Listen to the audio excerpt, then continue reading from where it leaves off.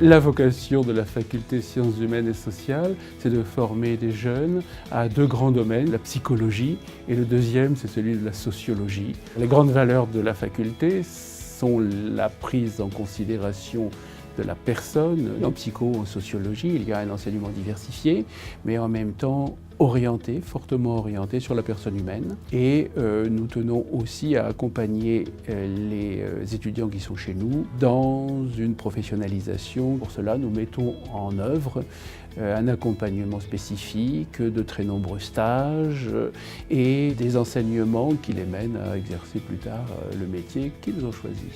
Nos étudiants viennent à la faculté des sciences humaines et sociales en premier lieu pour l'encadrement dont ils bénéficient, pour avoir des effectifs à taille humaine, pour être suivis, aidés, encadrés lors de leur cursus. La deuxième chose qu'ils viennent chercher chez nous, c'est un cursus complet. Nous les amenons de la première année vers la 5e année.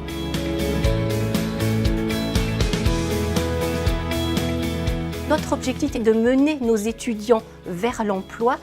Pour ce faire, il y a chez nous des stages qui sont obligatoires dès la première année de la licence, que ce soit pour la psychologie ou les sciences sociales. L'étudiant a à faire un stage chaque année.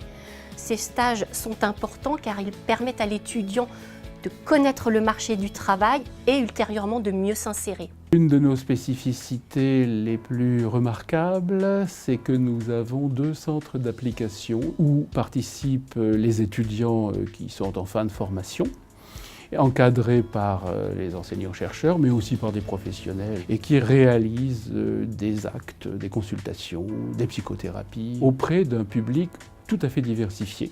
Et ça, c'est unique en France. Il n'y a pas d'autres centres d'application de ce type à l'université française. En ce qui concerne l'insertion de nos étudiants, elle est très bonne. Nous nous engageons, quand nous recevons des étudiants en première année de licence, à les accompagner jusqu'au bout, c'est-à-dire jusqu'à la sortie du Master 2. Nous n'avons pas de numerus clausus qui les sélectionne de façon arbitraire à l'entrée en M2, dans la mesure où on régule nos flux. En psychologie, cela compte beaucoup, puisque partout en France, il y a une sélection drastique qui s'effectue.